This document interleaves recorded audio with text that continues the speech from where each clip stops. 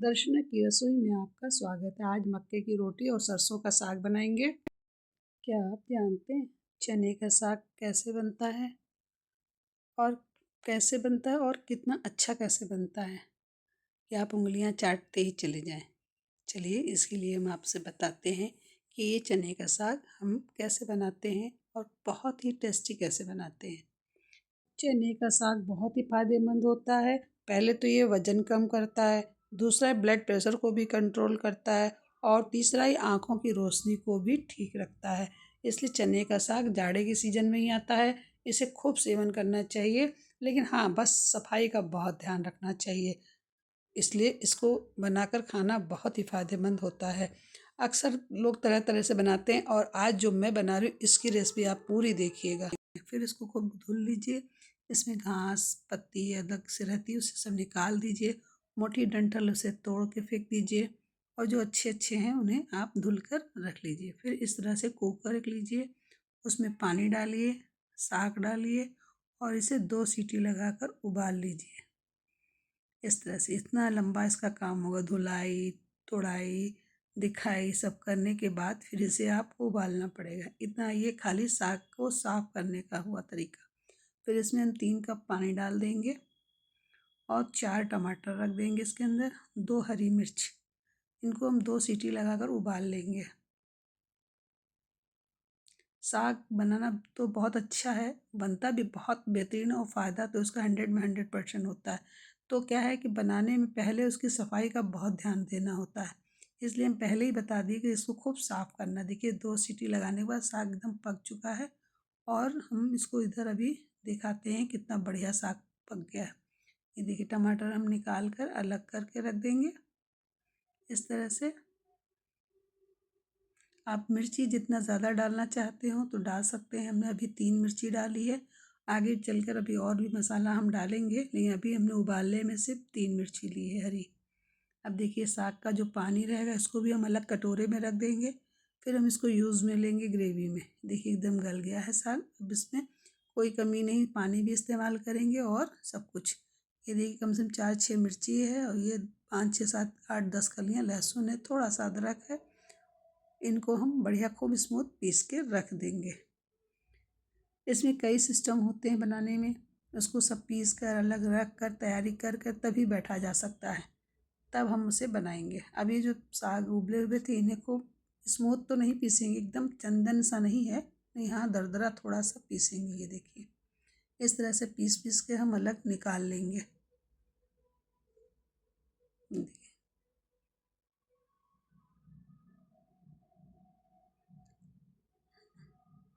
इस तरह से सारे हम पीसेंगे और इसे निकाल कर एक बाउल में रख लेंगे। अब सारी तैयारियां देखिए हो चुकी हैं। साग भी खूब साफ धुल लिया था और उसे कुटक कर साफ भी कर लिया था, घास वास पतवार निकाल के। अब हमने उसको उबाल भी लिया और पीस भी लिया और एक एक मसाला भी हमने पीस लिया। अब हम टमाटर और हरी मिर्ची पीसेंगे इसमें।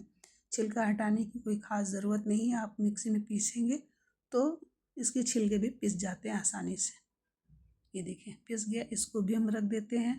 अब हम कढ़ाई चढ़ाते हैं, अब साग को बनाने की तैयारी करते हैं।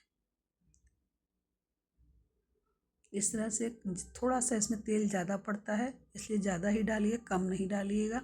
जीरे और हींग का तड़का मार देंगे हल्का सा, हींग इसमें बहुत कम पड़ेगी और जीरा थोड़ा ज़्यादा पड़ेगा। डालने के बाद मसाले को जो हमने पीसा था उसको डाल देंगे और नमक डाल कर इसे भूंज लेंगे थोड़ा सा।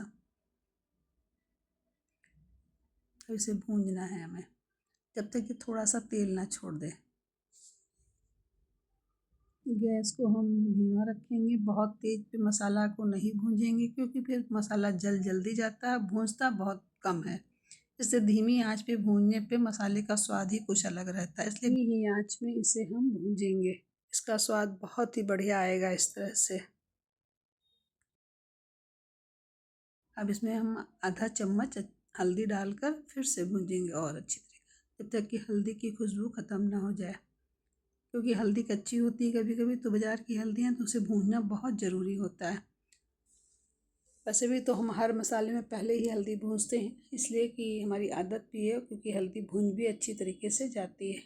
ये हमने एक मसाला डाल दिया जो पहले हमने पीसा था, और ये जो पानी हमने रखा था चने का साग का, उसका भी थोड़ा थोड़ा यूज़ हम इसमें डाल डाल कर करते रहेंगे। ये अब हम कच्चा पानी नहीं डालेंगे इसमें। इस तरह से इसमें मसाला डालने के बाद फिर हम इसे भूंजेंगे अच्छी तरीके से।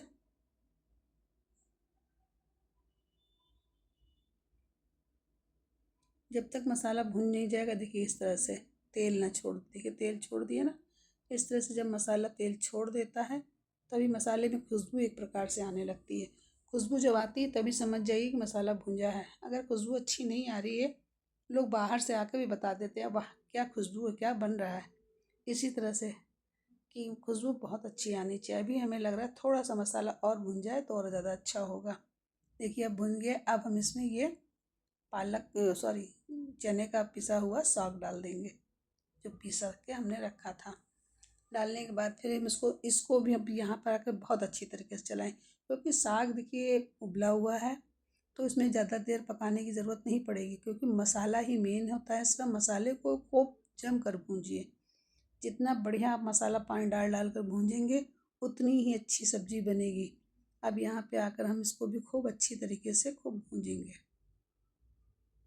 अब इसमें भी देखिए थोड़ी देर में भी तेल आ जाएगा, तभी हम छोड़ देगा, तभी हम इसको पानी डालेंगे। अब देखिए यहाँ पे आकर हम आपको एक विशेष बात बताना चाहते हैं।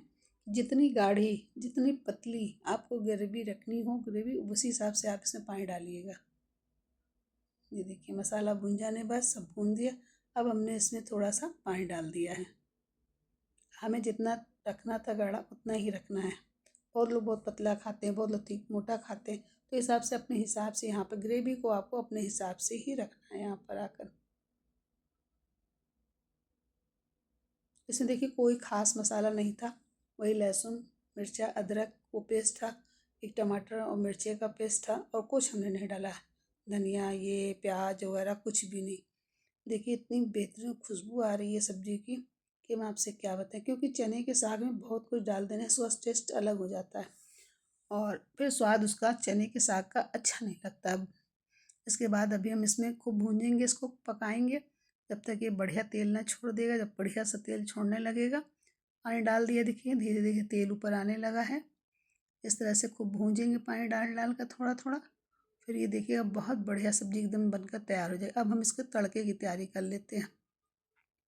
देखिए इसमें हमने लहसुन डाला है, कम से कम 8 कलियाँ लहसुन है, इसको लंबी लंबी हमने काटा है। आप जैसा चाहें वैसा भी काट सकते हैं। और ये देखिए जब ये कुरकुरी हो जाएगी लहसुन एकदम, तब हम इसमें जीरा डाल देंगे। ये देखिए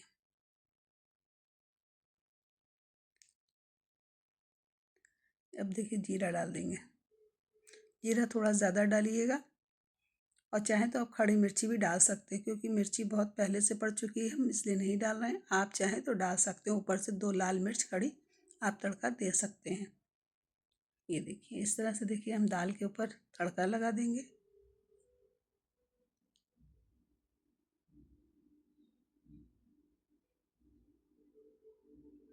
बनकर दाल इतनी बढ़िया खुशबू उसकी आ रही है लहसुन की और जीरे की, कि बस भूख के हमारे अब लग रहा है फटाफट रोटी बनाएं और फट से खाएं। अब इसके साथ हम चने के साग के साथ हम मकई की रोटी और बनाएंगे। अब देखिए चने के साथ कितना बढ़िया खुशबू आ रहा है कि हम आपसे क्या बताएं। अब इसको फिर हम जो आपको अगर मेरी रेसिपी अच्छी लगे तो आप लाइक ज़रूर करिएगा। अगर नहीं पसंद आती तो कोई बात नहीं, लेकिन पसंद ज़रूर आनी चाहिए।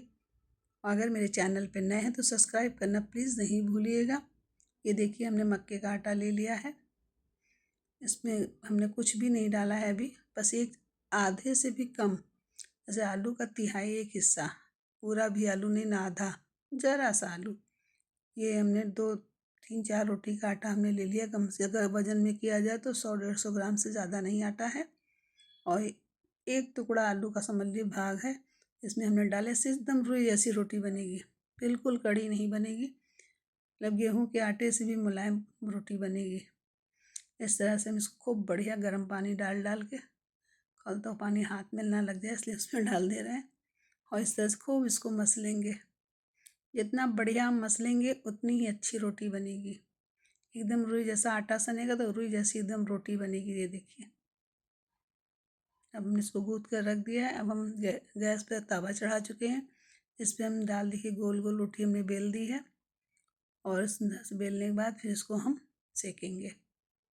ये देखिए इतनी मुलायम थी कि चिमटे से पकड़ना भी मुश्किल हो रही थी। फिर दूसरी रोटी में थोड़ा सा धनिया हमने लगा दिया है।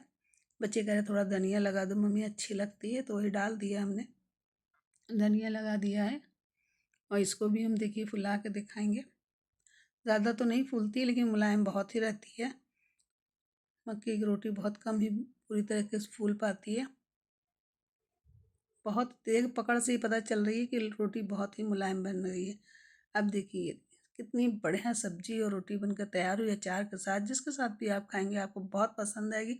मेरी रेसिपी आपको कैसी लगी आप ज़रूर बताइएगा। अगर मेरे चैनल पर नए हैं प्लीज़ सब्सक्राइब करना नहीं भूलिएगा, लाइक करना तो बिल्कुल नहीं भूलिएगा।